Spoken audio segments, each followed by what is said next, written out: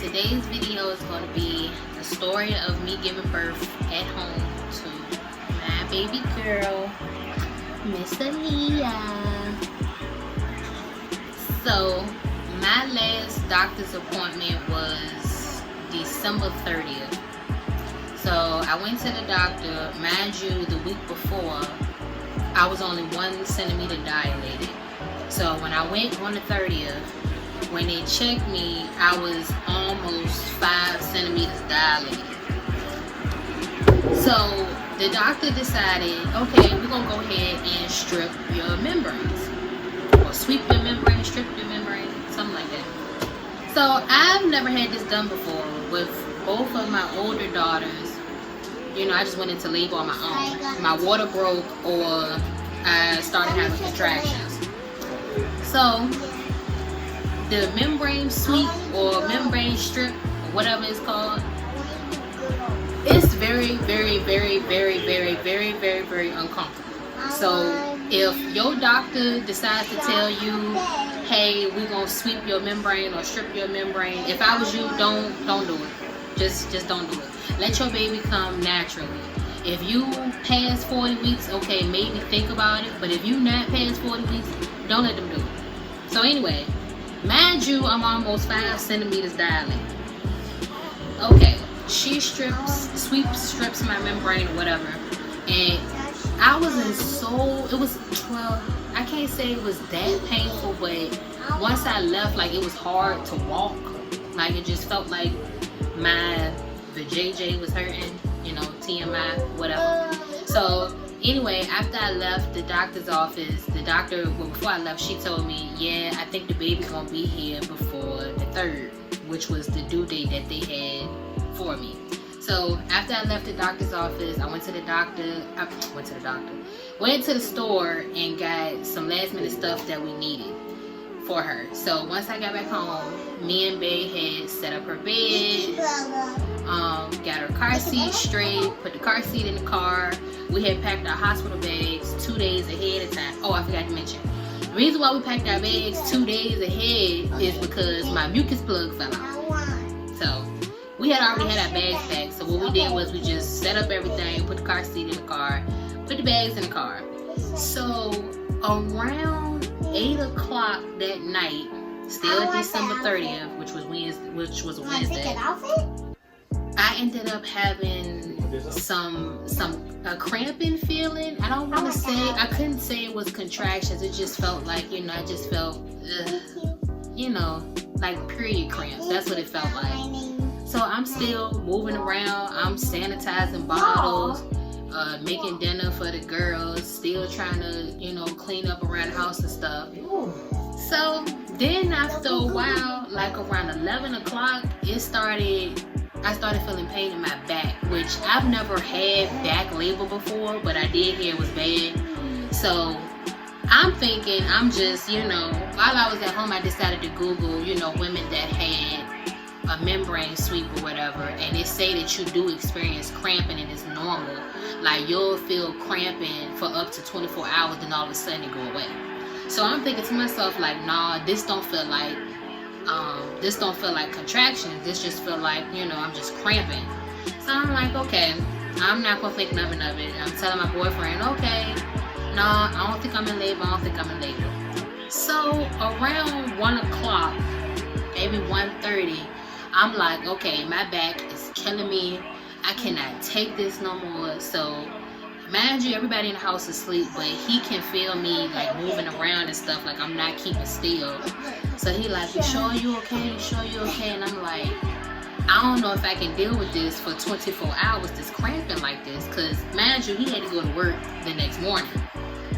So I'm like, I don't know if I'm be able to do this. So he finally got up with me at like 2:30, and he was like, well, try to take a bath, maybe that'll ease the pain.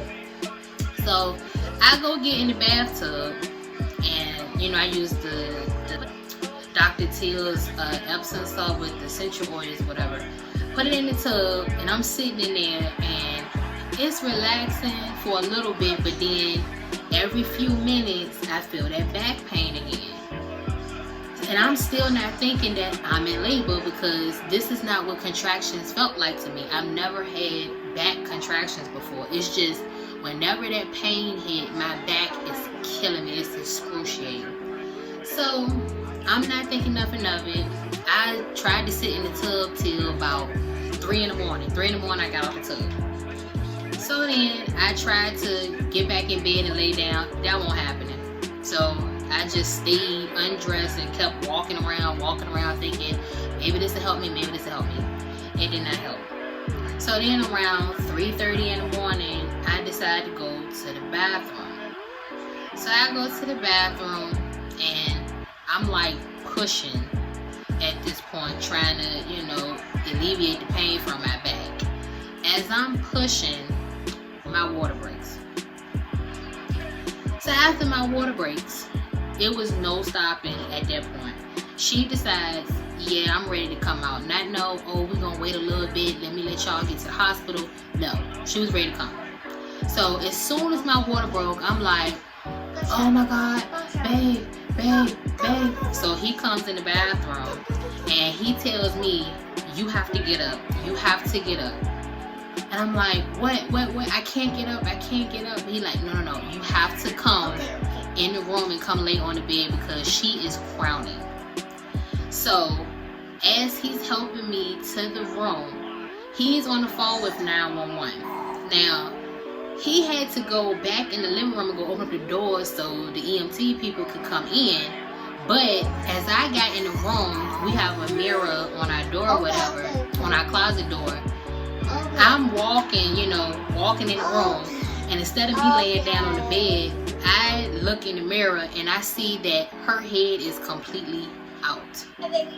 So at that point, I saw her head was out. I'm like, okay, I have to push. Ain't no stopping. Now, mind you, I'm seeing this. My boyfriend is still out in the living room. So I pushed one time, and she came right on out. So when he came back in the room, he like, oh my God, she had the baby. So, of course, because I watched so many different, I didn't know I was pregnant, or watching YouTube, watching other women, their stories and stuff, I knew what to do. So when she came out, first of all, I made sure I caught her. I grabbed the towel, grabbed the little, suction ball thing to clear out her airways or whatever, and I wrapped her up in the towel. So, of course, 911 is telling him, oh, did the baby cry? Oh, did you wrap the baby up in a towel or warm blanket? Did you clear out the baby's airways? They're asking all this stuff, which I already did it. So, the EMTs were like, I want to say they was here maybe 10 seconds after I did all that. They were coming in. So obviously the lady, whoever he was talking to, 911 person, lady, male, whatever, they didn't even tell the EMTs that, oh, the baby's here, even though I heard him say, oh my God, the baby's out. So anyway, it's maybe 6, 7 of them come in here, and everybody is like, oh my God. When I tell y'all, it was so much blood and mucus and stuff everywhere. It was just so much. Thank God I did not put my clothes back on, because I would have messed up my clothes. But I damn near trashed the floor. But the stain's coming out now, but it is what it is. But they walked in and they was just like, oh my God, this girl literally had her baby. So they come in and the EMT is telling my boyfriend to get the shoe straight so they can cut her umbilical cord or whatever. So after that, they tell me to push the placenta out, which all they had to do was push down on my stomach and the placenta came out. I know, TMI, but it is what it is. That's what happened. They put my placenta in the bag, and then they told me to put a hat on the baby. The lady grabbed a hat for the baby, and they wrapped me up in a whole bunch of blankets, put me on a stretcher. Now, mind you, while I just gave birth, my other kids are in the bed sleeping across the hall, door open and everything. They did not hear none of this. So while I'm getting on a stretcher, my boyfriend had to call his mom to come and get the girls so he could meet me at the hospital. So of course we couldn't leave right away because we had to wait for his mom to come and get the girls. So once his mom came and got the girls, he got in the car and he followed the ambulance to the hospital. So mind you, it's cold, it's pouring down raining this morning. I said 3:38 in the morning. Yeah. So it's New Year's Eve now when she's born, 3:38 a.m. So they put me in the back of the ambulance and they're like, "Mom, are you okay? Are you okay?" And I'm like, "Yeah," but I was feeling a little bit lightheaded, so they ended up putting the little oxygen mask on me. So they had to monitor her heart rate, monitor my heart rate, and they said that me and her heart rate were in sync as we were on our way to the hospital. So we get to the hospital. Well, actually, I'm looking out the back and I'm like, why did they take the highway? Like, y'all went all the way out the way for no reason. My boyfriend beat us to the hospital. So we pull up at the hospital and the doctors and stuff like waiting outside, like, what are they doing? What are they doing? So of course, mind you, I'm completely undressed. So they trying to make sure I'm wrapped up, I'm covered up. I gotta make sure I got the baby covered up because like I said, it's cold and it's raining. And they had to put a mask on me because COVID's still going on. So they finally wheel me out, and like soon as we get to the labor and delivery floor, my doctor is already there. And the doctor is like, "I told y'all it was gonna be her. I told y'all it was gonna be her." When she left that day, I already told her, "Yeah, that baby's coming tonight or tomorrow. I already knew it was you." So luckily she was there because, everything happened so fast. I didn't have my insurance card. I didn't have my ID and all of that. So luckily she was already there. They already knew my information, my insurance stuff, whatever. So that was good.